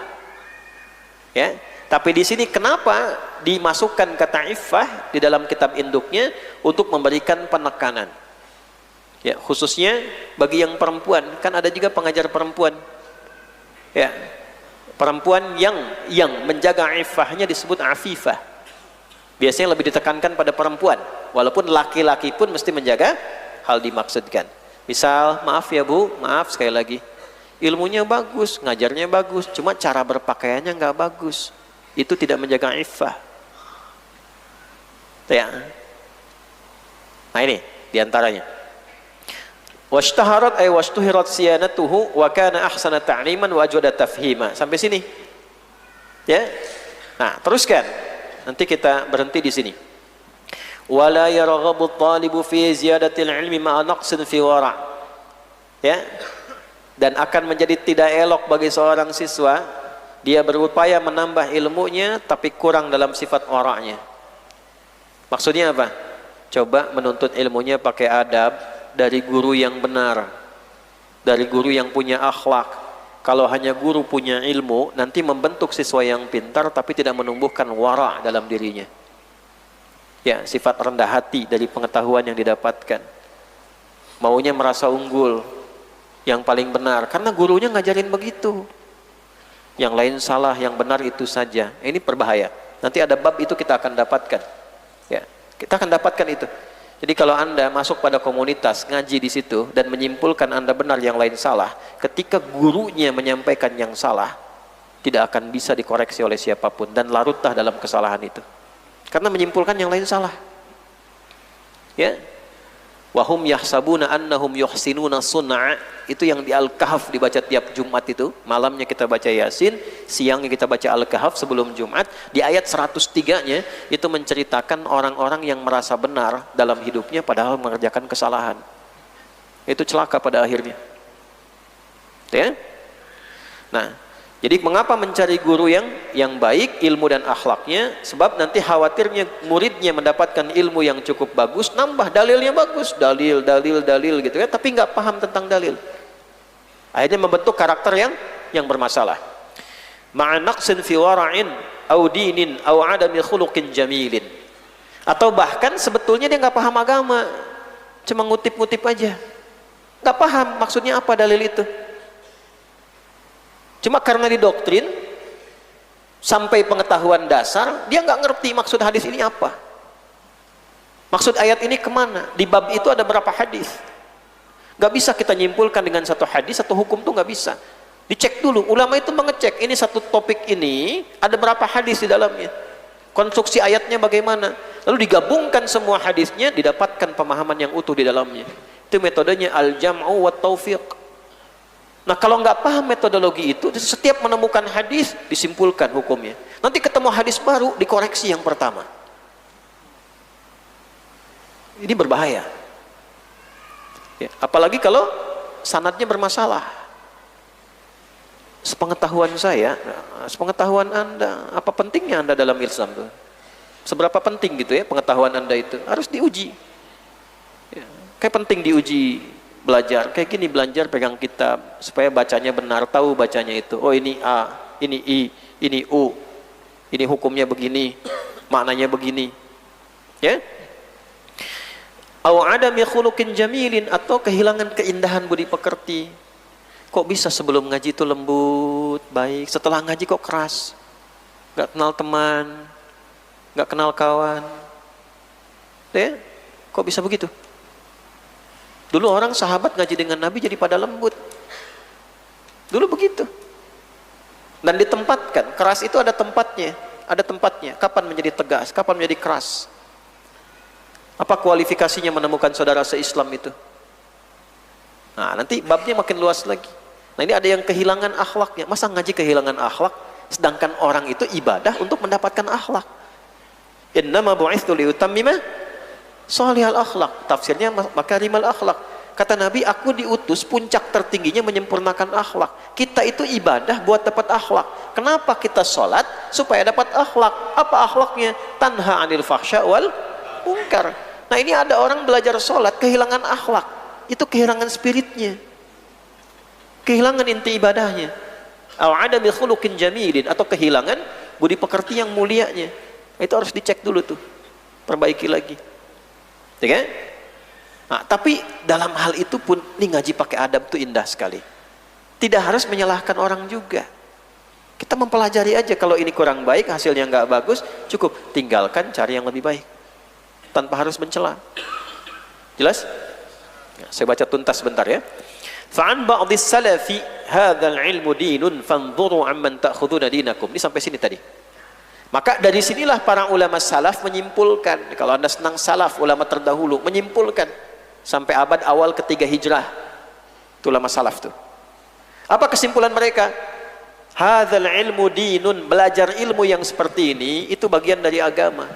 Fanzuru amman ta'khuduna dinakum, maka selektif, cek dari siapa Anda belajar mengambil ilmu agama itu. Nah, di kitab ini didetilkan apa saja konsekuensi kalau orang mengambil ilmu dari yang akhlaknya kurang baik, turunannya akan seperti ini. Syekh Hashim kenapa tidak mendetilkan ini? Karena kasusnya sudah banyak, orang sudah banyak paham. Kalau gurunya salah, pasti muridnya pun ikut salah. Jadi nggak perlu dijelaskan lagi. Jelas ya? Nah, kemudian kita lengkapi sebentar. Waliyahdhar. Nah, hendaklah waspada. Ditahdzir nih sama penulis kitab. Ya, penulis kitab ini menahdzir pembacanya, menahdzir tullabil ilmi. Hendaklah Anda waspada, hati-hati minat taqayyud, untuk mengikatkan diri hanya menyimpulkan dengan satu kesimpulan untuk belajar bil masyhurin, dengan ustadz-ustadz, kiai-kiai yang viral saja, yang populer saja ya.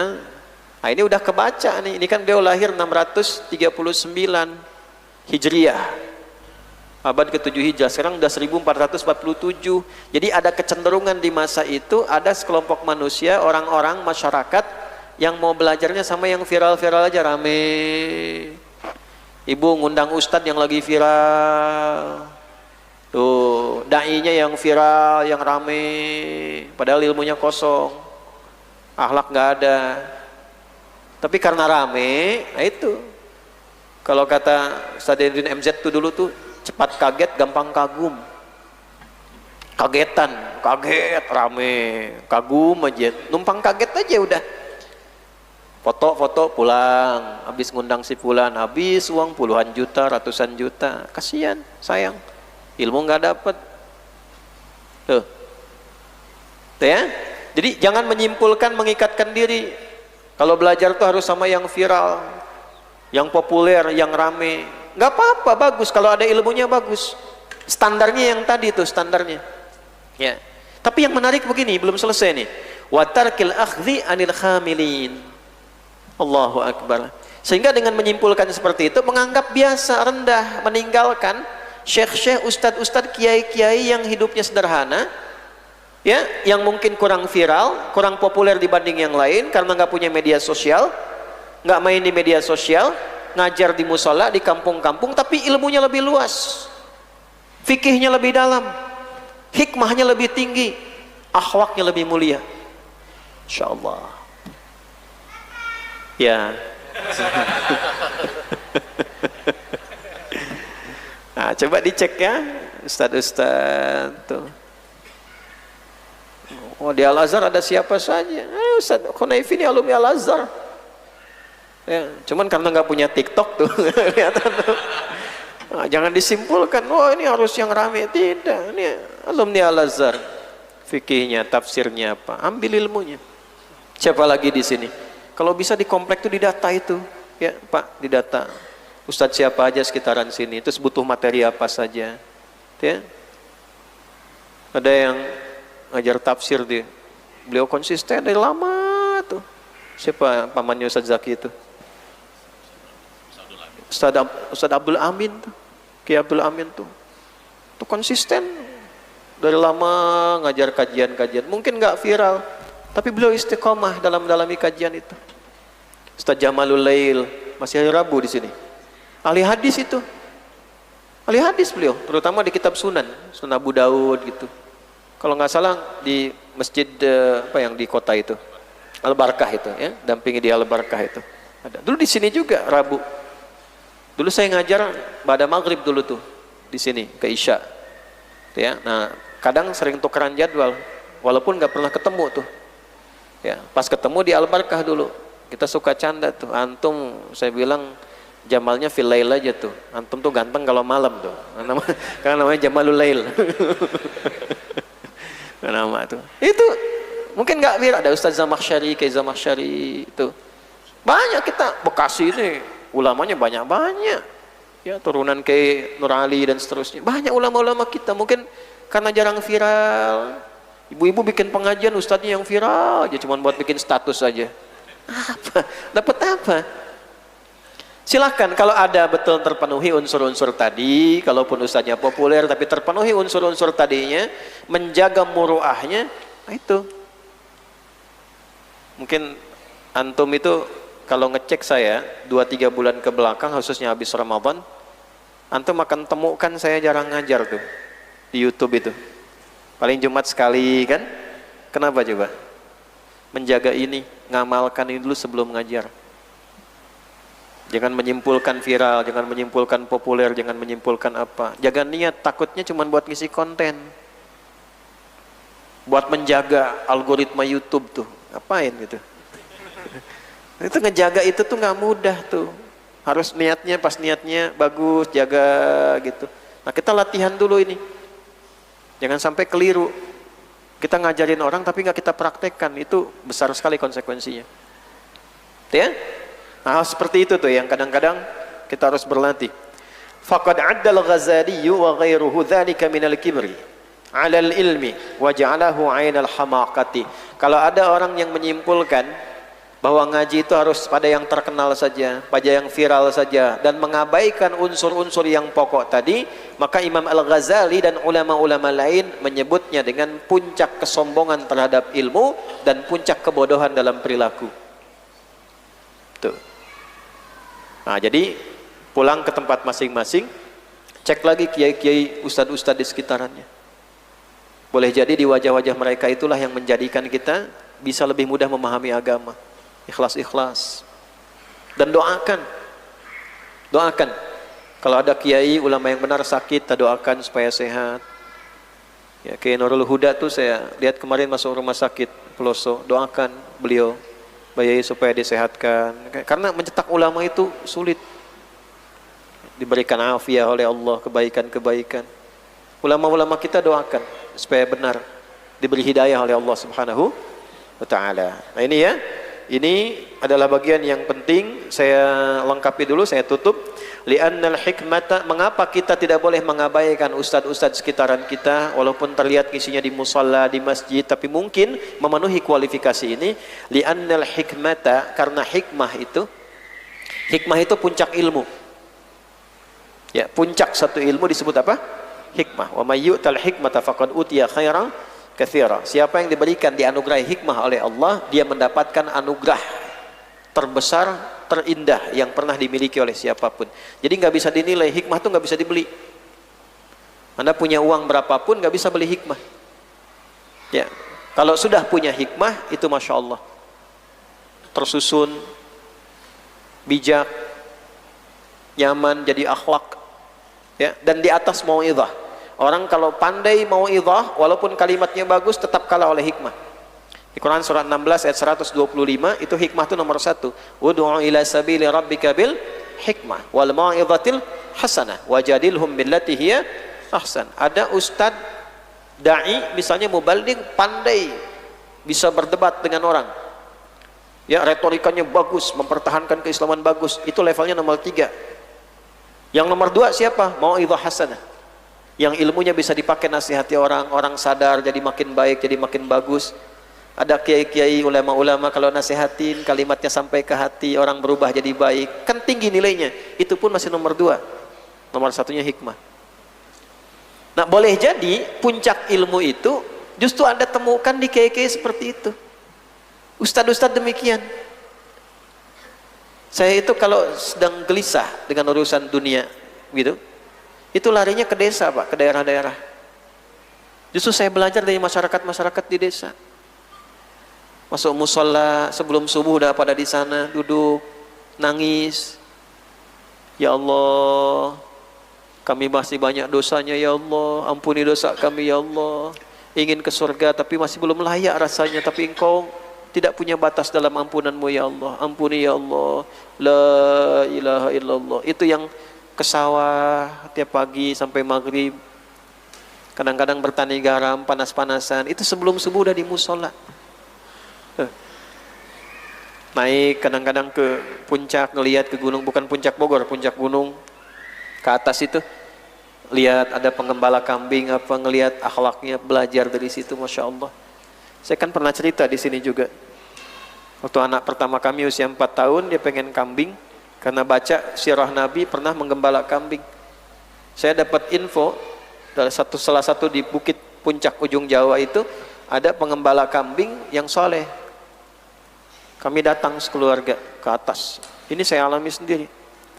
Anda tahu nggak? Konon beliau itu cuma dapat 100.000 per bulan. Tapi akhlaknya lebih dari 1 miliar per bulan. Kami datang disebut dengan senyuman, dimasakin makanan-makanan yang ada, diada-adakan terus. Setelah selesai, enak makan, duduk, baru kami tanya di mana kambingnya. Itu di belakang Gus katanya kambingnya. Tengok, diajak saya, begitu saya lihat kambingnya bersih, terawat. Cuma mulutnya ditutup oleh potongan botol minuman. Ya, saya nggak sebut merek supaya nggak endorse ya, ini kan live tuh. Ya. Jadi ada potongan botol minuman itu yang agak besar 1 literan itu kan dipotong, ditutup ke mulut kambingnya gini. Ini nyata ini. Saya tanya itu kenapa ditutup mulut kambingnya? Sakit atau bagaimana? Perhatikan jawabannya. Itu saya sampai kaku, beberapa detik itu saya kaku, saya menangis. Oh bukan sakit Gus. Itu kambingnya baru kami bawa, dibeli dari pemiliknya itu. Lalu saya tutup mulutnya pakai potongan botol itu supaya di jalan dia tidak makan yang bukan haknya. Itu saya diam tuh Pak. Saya nangis itu. Saya ceramah berkali-kali menerangkan pentingnya menjaga lisan. Orang ini bahkan kambingnya pun dijaga lisannya. Kita menjaga mulut, dia menjaga mulut kambingnya. Lalu kita merasa bahwa kita orang yang sudah baik dengan mengajar demikian. Kadang-kadang penting kita belajar dari realitas seperti itu untuk membuat iman kita kembali naik. Nah, jadi hargai guru-guru ngaji kita tuh yang mengajarkan dari alif sampai dengan ya itu. Ya, masya Allah. Pasti punya kita guru-guru demikian tuh. Li'annal hikmata dhalatun, karena hikmah itu dhalah, barang yang mudah hilang, langka. Dhalatul mu'min yaltaqituha haitsu wajadaha. Hikmah itu dhalatul mu'min, barang langka milik orang beriman. Nah, jadi maksudnya begini, orang beriman itu kalau belajar jangan tanggung, ke puncak ilmu. Antum nih yang kuliah-kuliah ini di jurusan apapun, antum sepanjang jadi mukmin jangan tanggung, belajar yang betul. Kalau ada yang pintar, antum yang paling pintar. Alhamdulillah. Anda jadi dokter, jangan tanggung, belajar yang paling pintar. Temukan penemuan-penemuan yang terbaru, dekati Allah. Al-hikmatu dhalatul mu'min, puncak tertinggi barang langka bagi orang beriman. Ini motivasi yang kuat orang beriman tuh kalau apa-apa yang tertingginya. Antum jadi pejabat, kalau ada yang adil, antum yang paling adil. Kalau ada yang jujur, Anda yang paling jujur. Jangan tanggung Bu. Ya, kita itu orang terbaik. Mukmin itu jadi orang terbaik, jadi orang beriman artinya jadi orang terbaik. Ya. Nah, li'anna al-hikmata dhalatul mu'min yaltaqituha haitsu wajadaha, dan hikmah itu belajar mendapatkan puncak keilmuan bisa ditemukan dimanapun. Jadi jangan disimpulkan di satu tempat aja, satu lokasi saja, apalagi satu figur saja. Nah, ustadz-ustadz juga jangan membatasi begitu, melarang orang lain mengajar atau mengaji pada guru yang lain. Jangan demikian juga, jadi gak bagus nanti. Ya, jangan simpulkan demikian, karena boleh jadi karakter orang belajar ini lebih cocok didampingi oleh ustadz yang lain. Anda bayangkan gak, ada orang bunuh 100 orang, konsultasi pada seorang kiai, seorang alim, kata kiai itu, pergilah ke majlis sana. Di sana ada seorang syekh yang bisa membimbing Anda. Apa artinya? Artinya kiai ini melihat yang paling cocok untuk mendampingi orang ini itu guru yang di sana, diminta belajar ke sana. Itu indahnya seperti itu. Ada seorang murid dengar ada seorang guru viral, minta izin pada gurunya yang sedang belajar itu untuk ngaji di guru sana, adabnya bagus. Diizinkan sama gurunya, berangkat. Baru 1-2 hari udah balik lagi. Ditanya sama gurunya, kok udah balik lagi? Bid'ah itu katanya. Bid'ah itu gurunya marah. Kamu jangan simpulkan yang seperti itu, balik ke sana. Kalau udah 2-3 pekan, baru kamu balik lagi ke sini. 2 pekan nggak balik, 3 pekan nggak balik, berbulan-bulan. Ketika balik lagi, ditanya lagi, gimana belajarnya? Ternyata sunnah. Ternyata ilmunya luas, ternyata bagus. Nah, jangan simpulkan. Ini kadang-kadang nggak ketemu guru, cuma dengar dari orang, udah menyimpulkan. Apalagi kalimat-kalimat yang nggak bagus. Jangan ambil ilmunya dari situ. Jangan ambil ilmunya dari begini, itu bahaya. Jelas? Nah, tadi haitsu wajadaha, mungkin justru dia mendapatkan pencerahan dari orang-orang yang tak terduga sebelumnya. Ini dengan ngaji dengan saya pun harus begitu ya. Jangan disimpulkan harus dengan Ustadz Adi, tidak. Ustadz-ustadz lain ada kebaikannya, ambil ilmunya. Kalau Anda lihat dari saya ada faidah yang Allah titipkan, nah silahkan diambil. Kalau ada yang tak cocok, tinggalkan. Dicari di ustadz-ustadz lain, di kiai lain yang bisa memberikan banyak manfaat bagi kebutuhan kita. Wa yaghtanimuha haitsu dhafara biha, dan bisa didapatkan hikmah itu kalau dia melekat mau belajar dengan orang-orang yang dia temukan. Wa yataqalladul minnata liman saqaha ilaih, ya, dan juga bisa mendapatkan minnah, keberuntungan, kebaikan, kenyamanan bagi siapa yang diberikan. Bagus nih, saqaha itu kayak dituangkan minuman. Ya, jadi guru yang baik itu juga memastikan supaya menu pelajarannya itu seperti guru menuangkan minuman ke mulut muridnya. Pastikan cara minumnya benar, yang diminum pun mesti benar. Makanya dulu ada sorogan talaki begini, baca kitab, baca guru nyimak. Oh, kalau cara bacanya salah diperbaiki. Ya, setelah itu pemahamannya, setelah benar baru diberikan izin, boleh kamu mengajar kembali. Ajaztuka lit-ta'lim. Aku mengijazahkan engkau untuk mengajarkan ini kembali. Dari situ disebut ijazah. Ijazah itu dari ajaza yujizu ijazatan. Ya, izin kebolehan untuk menyebarkan pengetahuan, menyebarkan ilmu. Jadi ijazah itu bukan tanda orang pernah belajar, bukan. Bukan tanda orang pernah kuliah, bukan. Ijazah itu validasi dari seorang guru, dosen kepada murid, pada mahasiswa, bahwa ilmunya telah benar ia pelajari dan diperkenankan dia untuk mengajarkannya. Jelas ya? Tapi cara belajarnya mesti benar. Ini penutupnya. فَإِنَّهُ يَهْرُبُ مِنْ مَخَافَةِ الْجَهْلِ كَمَا يَهْرُبُ مِنَ الْأَسَدِ وَالْهَارِبُ مِنَ الْأَسَدِ لَا يَأْنَفُ مِنْ دَلَالَةِ مَنْ يَدُلُّهُ عَلَى الْخَلَاصِ كَائِنًا مَنْ كَانَ. Hendaklah, kalau sudah paham ini semua, hendaklah kita merasa khawatir, merasa takut kalau cara belajar kita tidak benar, menemukan guru yang tidak benar, seperti rasa takut dan khawatir kita kalau ketemu singa. Kalau belum tahu caranya takut ketemu singa, habis ini keragunan, masuk kandang singa. Ya, nah kalau udah kebayang seperti itu, maka bayangkanlah kalau kita belajar dengan cara yang salah, menemukan guru yang salah, maka akan membahayakan seperti halnya dihadapkan pada singa yang lapar. Maka temukanlah guru-guru dengan kualifikasi yang tadi. Kalaupun kita dapatkan di tempat-tempat yang mungkin tidak seviral ditemukan di banyak tempat, maka kualifikasinya bukan populernya, bukan viralnya, tapi keberkahan yang melekat pada nilai-nilai yang tadi telah disampaikan. Al-ilmu dinun fanzuru amman ta'khuduna dinakum. Maka ilmu itu adalah bagian dari agama. Lihatlah dari siapa kita mengambil ilmu untuk kebaikan agama kita.